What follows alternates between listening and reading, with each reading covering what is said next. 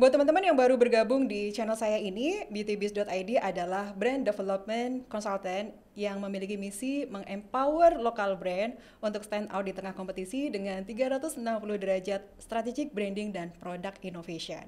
Beautybiz membantu brand yang benar-benar mulai dari awal, mulai dari nol, hingga untuk brand yang sudah berkembang dengan guidance, solusi, resource agar beauty entrepreneurs dapat membangun brandnya dengan lebih baik, fun, dan juga profitable tentunya, dan lebih percaya diri.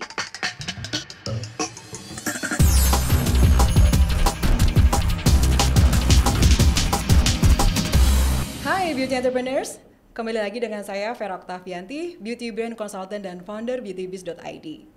Pasti semua brand owner pingin produknya itu diterima dengan baik oleh masyarakat ya, oleh penggunanya. Di review positif, dikasih rating 5 gitu kan. Kemudian juga testimonialnya juga bagus. Dan dia mau merekomendasikan produknya kepada orang-orang terdekatnya. Nah, lalu bagaimana kalau yang terjadi sebaliknya nih? Dapat testing negatif, viral pula. Nah, panik dong. Ya, wajar sih, normal. Pasti orang akan merasa panik gitu. Nah, di sini adalah sesi spesial di Beauty Biz Talk. Kita akan membahas bagaimana sih caranya menghadapi ketika produk kita tuh mendapatkan testimonial yang negatif dan apalagi kalau sampai viral gitu. Kita akan belajar di sini dari sharing pengalaman dan juga expertise dari Mbak Dewi Nuraini. Halo Mbak. Halo Mbak Vera. Semoga sehat ya. Alhamdulillah Mbak. Terima sehat. kasih banyak sudah hadir di sini dan Mbak Aini ya sebutannya boleh? Boleh. Atau Mbak Dewi? Boleh, bebas. Aini Bebas juga ya. boleh. Iya. Nah, beliau ini adalah regulatory consultant gitu. Nah, sebelum kita masuk, bagaimana sih cara handlingnya? Nah, boleh tahu Mbak, ini regulatory itu pekerjaannya apa ya? Nah, mungkin kan teman-teman belum tahu nih. Nah, silakan Mbak. Oke, jadi regulatory itu adalah yang kerjaannya itu memastikan bahwa produk yang akan beredar di marketnya itu sudah sesuai dengan persyaratannya, baik dari sisi keamanannya, dari sisi mutunya, dari sisi manfaatnya, itu sudah memenuhi semua persyaratan yang ditetapkan di negara di mana produk itu akan beredar gitu. Jadi pekerjaannya lebih memastikan bahwa produk tuh oke gitu terhadap regulasi setempat. Artinya adalah sebelum dijual di pasaran harus ada di tangan Mbak Aini dulu. Ya, kurang lebih begitu. Kurang lebih begitu ya. Nah, itulah nanti teman-teman kita akan panjang banget nih akan membahasnya. Jadi jangan lupa untuk subscribe dan like, share jika ini bermanfaat buat teman-teman yang lain juga. Mbak Aini, kalau menurut Mbak tuh apakah produk itu kalau ada yang nggak cocok itu wajar gitu? Kalau ada yang nggak cocok, ya wajar, nggak apa-apa gitu. Cuman kembali lagi kita harus melihat ketidakcocokannya itu angkanya berapa persen gitu. Signifikan nggak sih secara statistik komplain yang kita terima atau ketidakcocokan yang kita dengar. Nah, maka pentingnya suatu komplain itu didata. Jadi nggak cuman ada komplain terus kita panik, kemudian kita hanya mengcounter, menjawab gitu tanpa kita mendengarkan, kemudian mengolah itu menjadi satu data penting bagi produk kita dan mengukur berapa sih yang terjual, berapa sih komplain yang masuk, sehingga dari situ akan muncul satu data statistik yang menyatakan wajar nggak nih komplainnya gitu, masih bisa diterima nggak gitu, atau jangan-jangan komplain itu nggak relevan sebetulnya sama produk kita gitu. Nah itu sih, jadi kalau ditanya wajar, tapi kita harus juga mencari tahu kewajarannya itu sejauh mana. Gitu.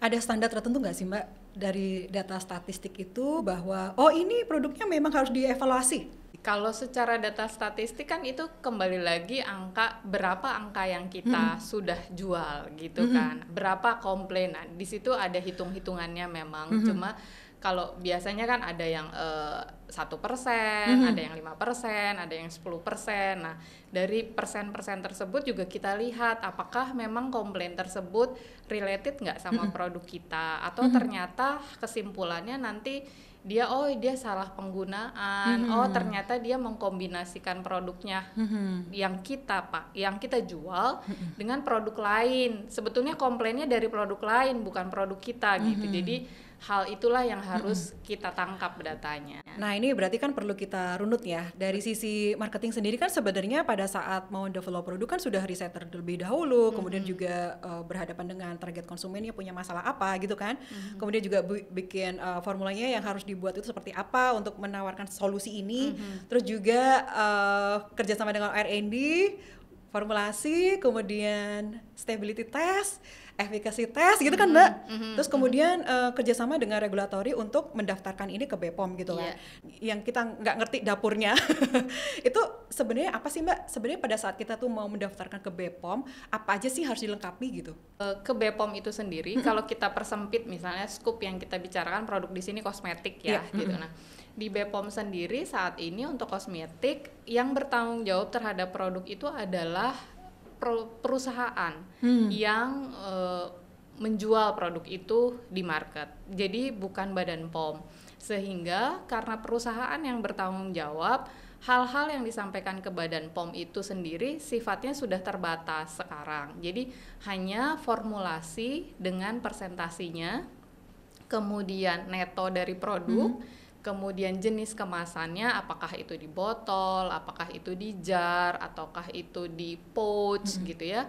Kemudian warna produk, kemudian sediaan bentuknya, apakah itu cair, apakah itu liquid, ataukah itu padat. Jadi hanya sebatas itu. Kemudian sisanya itu harus kita simpan sendiri dan kita assess sendiri atau kita kaji sendiri produk itu apakah sudah sesuai dengan keamanan yang ditetapkan, mutu yang ditetapkan, atau juga manfaat yang diharapkan oleh marketing. Jadi intinya kalau untuk kosmetik itu harus ada seseorang di satu perusahaan tersebut yang melakukan assessment secara menyeluruh atas produk itu gitu. Dari 3 aspek yang tadi sudah disebutkan. Nah, Badan POM sendiri hanya mengatur atau hanya menerima data ingredient atau bahan-bahan. Tapi Badan POM sudah menetapkan apa yang boleh, apa yang tidak boleh, mutunya harus seperti apa, kemudian cemaran atau hal-hal yang tidak boleh ada di kosmetik itu seperti apa, itu sudah ditetapkan.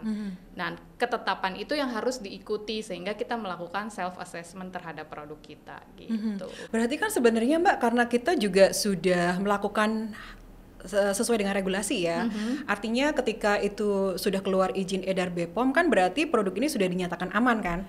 Ya, bisa dibilang seperti itu secara bahan, secara maksudnya hal-hal yang akan menimbulkan dampak tidak baik terhadap konsumen artinya sudah diminimalisir oleh bahan-bahan yang dipakai, hanya bahan-bahan yang sesuai dengan ketentuan Badan POM. Gitu. Tadi menarik banget kan Mbak bilang kan tadi ada 3 hal ya yang harus dipenuhi kan, keamanan, mutu, dan juga manfaat ya. Manfaat ini ada kaitan dengan klaim dari marketing kan ya, bisa apa gitu kan.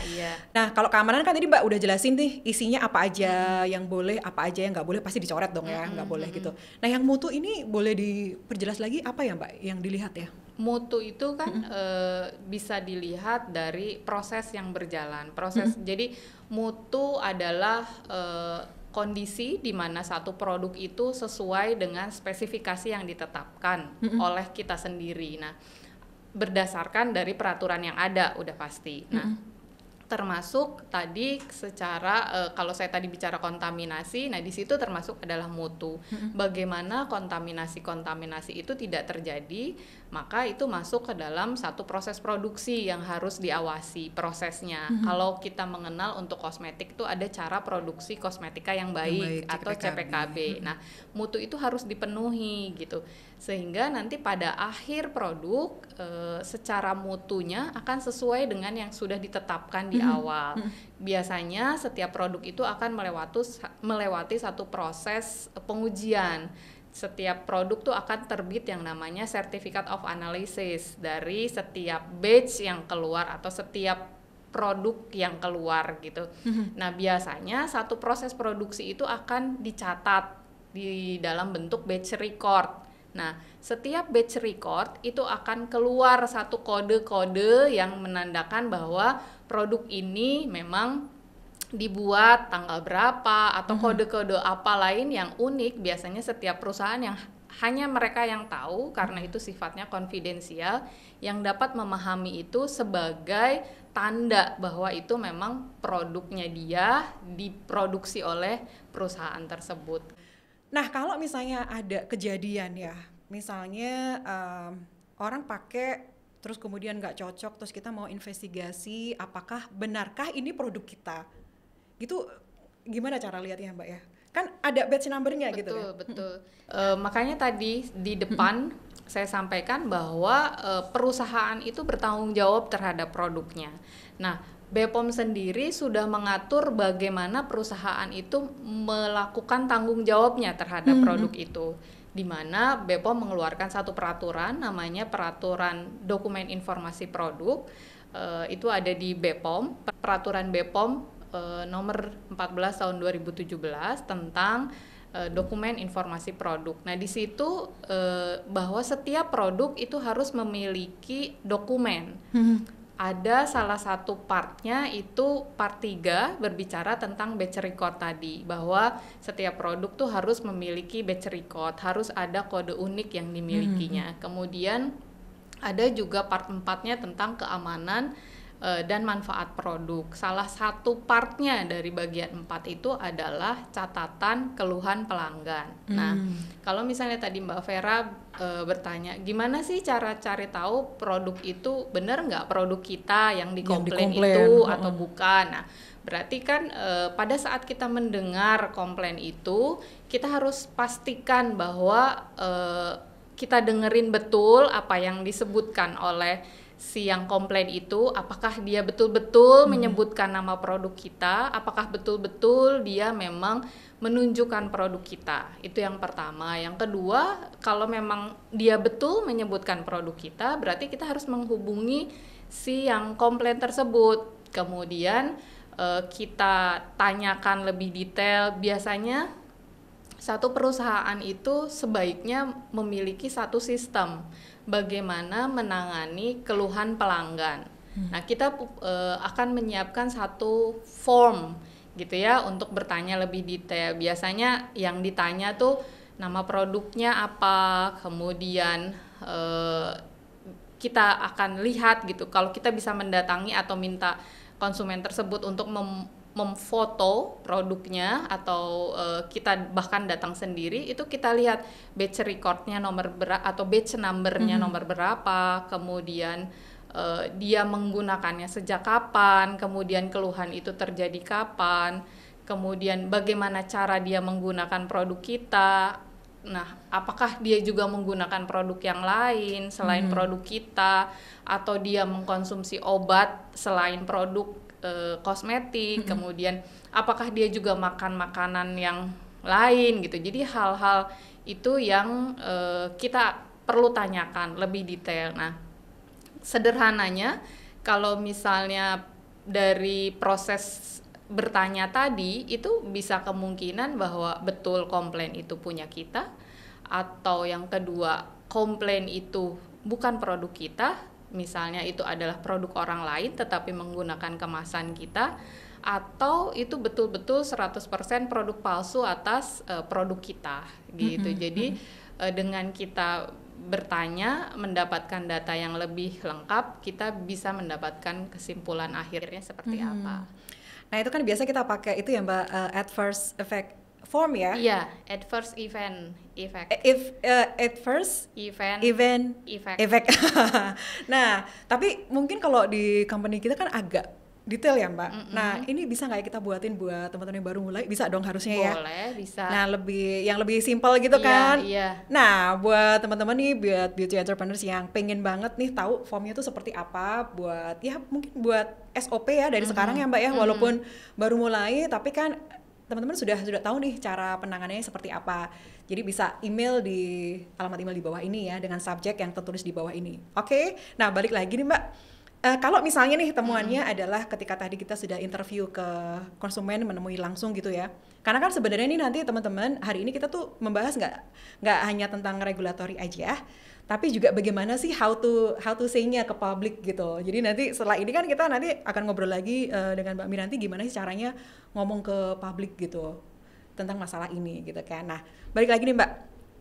Kalau misalnya setelah misalnya udah interview nih ke konsumennya gitu kan, produk kemasannya tuh sama dengan produk kita gitu, terus kok batch-nya kok sama ya yang kita punya juga gitu. Nah yang dicek nih berarti isinya Betul. kemudian ya Mbak ya, Betul.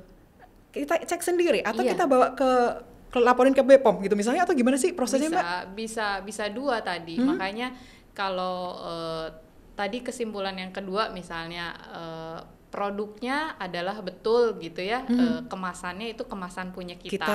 Kemudian dicek batch recordnya, batch numbernya itu juga sama dengan kodifikasi batch number kita gitu. Kemudian kita minta produk itu, tapi harus produk sama dengan yang si konsumen itu pakai ya. Kita nggak boleh, maksudnya konsumen nggak mau kasih ke kita produknya, itu menjadi tidak bisa di cross check gitu. Artinya kalau dalam pandangan saya komplain itu menjadi nggak relevan sebagai komplain karena si pengkomplain itu sendiri tidak mau kan membuktikan bahwa betul itu produknya, sehingga perlu kita ambil gitu sebagai sampel untuk kita lakukan uji.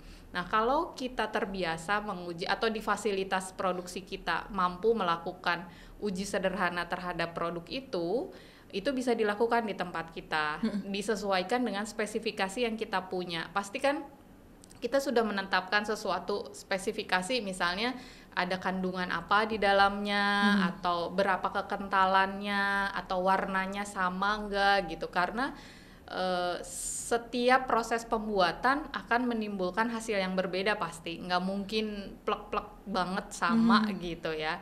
Nah, dari pengujian itulah yang akan muncul satu hasil, apakah itu betul-betul produk kita atau bukan. Kalau memang itu bukan produk kita, itu dipalsukan menggunakan kemasan kita, atau bahkan itu produk kita sendiri, tadi setelah kita mendapatkan satu kesimpulan terhadap komplain itu, kita memang memiliki kewajiban untuk melaporkan hal tersebut ke Badan POM. Baik ini sebagai produk palsu atau memang keluhan yang menyebabkan efek samping yang terjadi pada konsumen, itu juga harus dilaporkan ke Badan POM. Berarti dari hasil pengecekan tadi di laboratorium gitu ya, kemungkinannya ada dua. Satu memang produk kita dipalsukan, yang kedua memang produk kita sendiri. Iya. Nah, berarti kan dua-duanya ini harus dilaporkan semuanya nih ke BPOM gitu kan. Kalau misalnya yang terjadi adalah produk kita sendiri. Kalau produk kita sendiri, berarti kan kita harus cari tahu tadi, apakah konsumen itu menggunakan produk yang lain enggak gitu. Misalnya ternyata menggunakan produk yang lain, kita kan harus bertanya produknya produk apa, sehingga apakah produk yang lain yang dipakai oleh konsumen itu kemungkinan menyebabkan efek samping yang seperti terjadi pada konsumen itu atau tidak gitu. Jadi dan kita akan melihat apakah memang betul-betul karena produk kita atau bukan. Kalau memang betul-betul sama produk kita, ya berarti memang itu anomali yang terjadi terhadap satu orang gitu ya.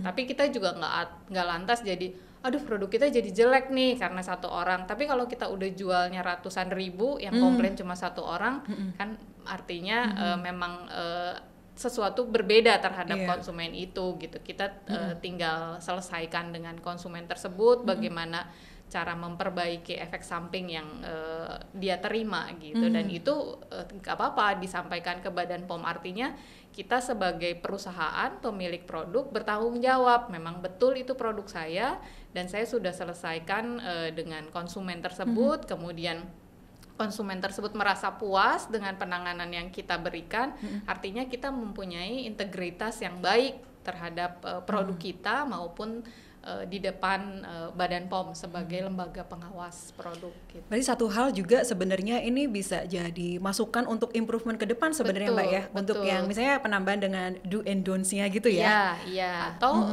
misalnya kayak tadi kembali lagi kepada angkanya. Kalau angkanya itu nggak signifikan, cuman satu, ya itu cukup menjadi catatan aja. Misalnya, oh berarti kalau pada saat konsumen ini tidak boleh menggunakan produk ini gitu ya, tapi kita tidak menangkap itu dari orang lain, untuk sementara kita menjadi catatan saja. Tapi kalau misalnya ternyata komplainnya semakin banyak untuk jenis komplain yang sama, ya berarti kita harus perbaiki itu ke depannya seperti apa produknya gitu. Oke, ini benar-benar challenging ya.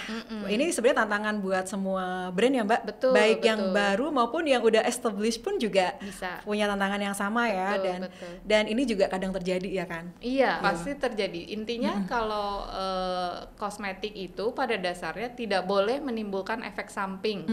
Prinsipnya adalah seperti itu, karena dia bukan mengobati, tapi sebagai memperbaiki, tapi merawat, menambah lebih cantik, menambah lebih indah gitu ya. Estetik kan maksudnya? Iya, secara estetik. Tapi tidak menutup kemungkinan akan terjadi satu efek samping, tapi efek samping itu bukan berarti boleh ditolerir seperti obat. Kalau di kosmetik itu harus tidak boleh terjadi gitu, sehingga komplain yang muncul itu harus didengar, harus dicatat, kemudian harus menjadi bahan perbaikan ke depannya. Oke. Nah, berarti ini juga satu hal penting nih buat kita semua, bahwa peran customer service ya. Iya. Yang di depan biasanya kan kalau ada komplain yang pertama kali yang menerima kan customer service kan. Tadi balik lagi ke Mbak ini kan, di depan sebenarnya kan harus ada SOP ya. SOP pada saat penanganan keluhan pelanggan itu seperti apa sih? Itu dari awal tuh memang sudah harus ada SOP-nya gitu. Terutama customer service ya Mbak. Biasanya kan kalau misalnya customer service kan orang ya, manusia ya. Kalau nggak ada SOP-nya, pas dia bete pula gitu kan. Iya, panik. Terus balesnya juga nggak enak, nggak profesional. Iya. Akhirnya si customer yang komplain ini malah makin emosi. Iya, betul. Dah, itu yang berikutnya kita nggak bisa kontrol gitu kan. Kita sudah belajar ya tadi, sharing dari Mbak Aini dari sisi regulatori. Nah, itu sebenarnya internal kita berarti ya Mbak. Betul. Ya, internal kita dengan konsumen nih. Iya. Dari merunut kejadian, bukan investigasi, kayaknya serius banget ya, maksudnya interview gitu ya. Interview, kemudian juga perlu pendekatan dari hati ke hati juga. Terus juga, nah tadi kita juga udah belajar ada adverse event form, kurang efek. Adverse event effect form. Nah, terus kemudian harus punya SOP. Nah, itu teman-teman yang harus kita miliki sebagai brand owner gitu. Nah, sekarang kalau kita sudah menanganinya secara internal dan juga ke konsumen langsung, nah karena berita ini viral, maka bagaimana brand atau perusahaan itu menyikapi ini? Nah, kita nanya ke Mbak Miranti lagi hari ini hadir lagi ya. Nah, gimana caranya Mbak?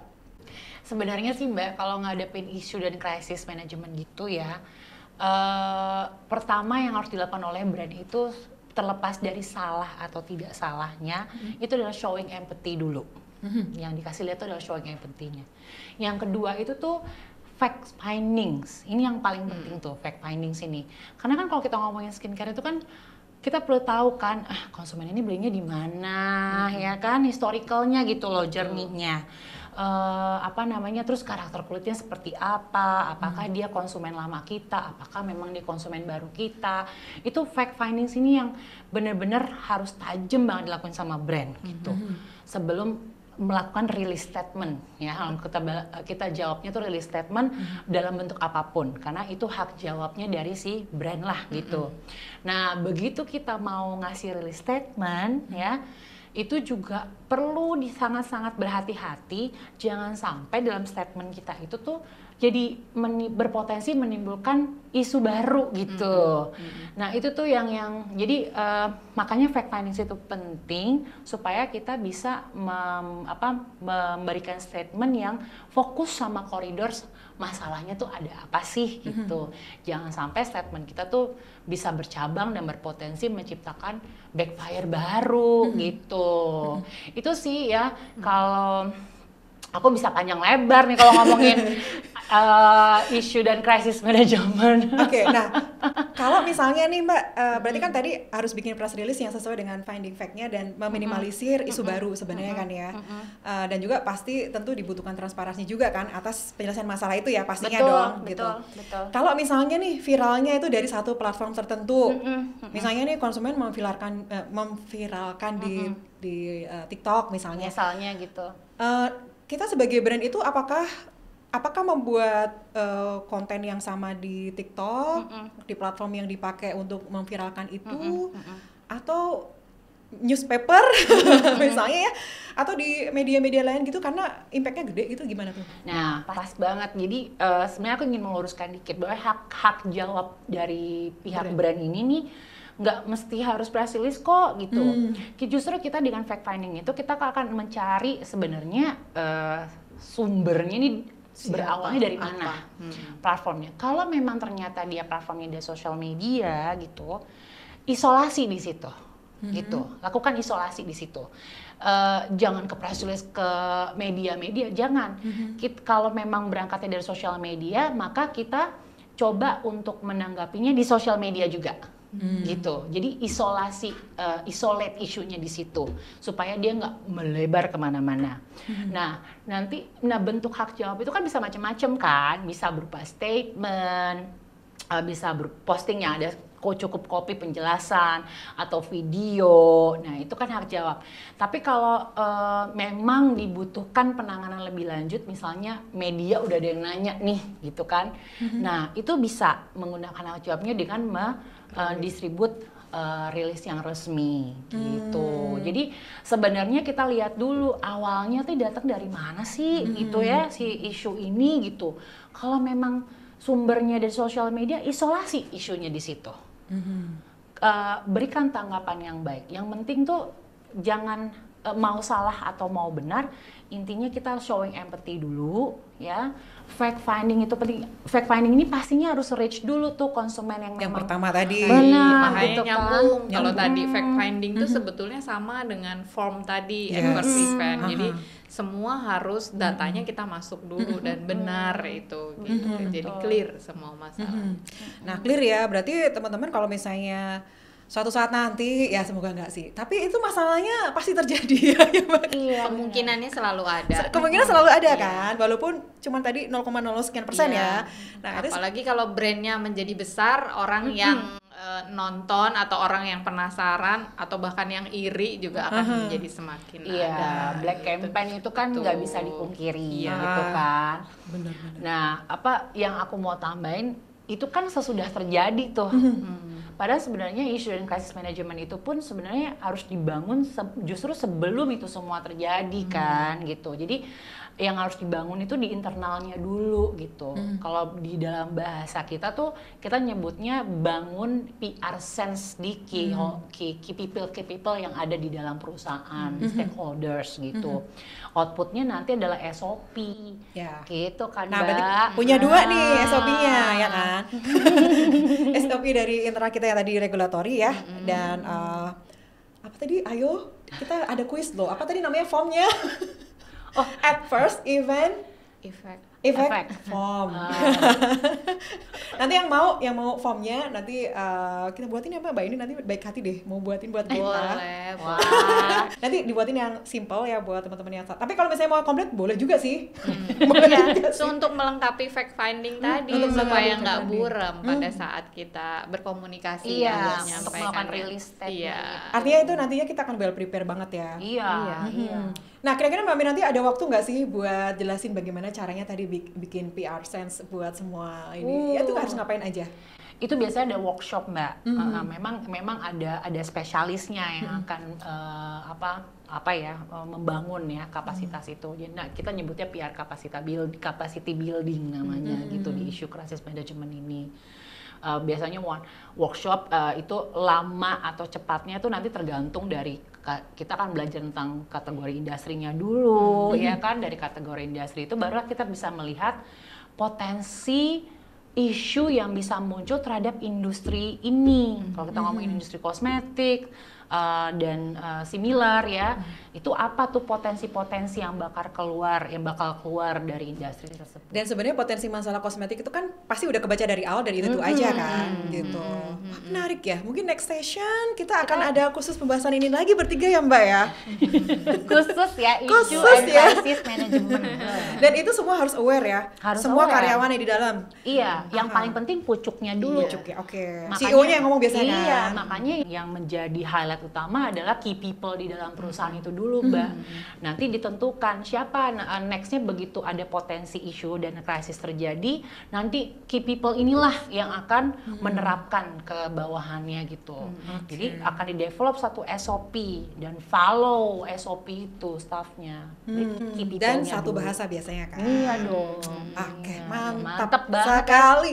Makanya jangan lupa subscribe ke channel ini Iya, karena ini konten nextnya lagi. kita akan banyak banget membahas tentang bisnis kosmetik dan isu-isunya dan bagaimana cara handlingnya dari para pakar seperti Mbak Aini dan juga Mbak Miranti hari ini. Oke, Mbak, terima kasih banyak loh. Sama-sama. Mungkin Mbak ada tips lagi buat teman-teman beauty entrepreneurs? Tips dari saya, kalau ada komplain kita dengarkan, sama seperti yang tadi Mbak Miranti. Empati itu kan kita mendengarkan, jangan dulu didengarkan, kemudian datanya kita catat sebagai masukan. Jadi dengarkan dan catat apa yang disampaikan. Gitu dari saya. Oke, makasih banyak Mbak. Sangat berarti dan sangat inspiring sekali masukannya dan bisa untuk mengimprove teman-teman yang sekarang ini sudah jalan ya ataupun yang baru mulai. Nah, Mbak Miranti, apa tipsnya nih? Kalau aku sih tips buat brand tenang sih menghadapi itu semua, harus tenang gitu. Semakin besar perusahaannya pasti anginnya juga semakin kencang gitu.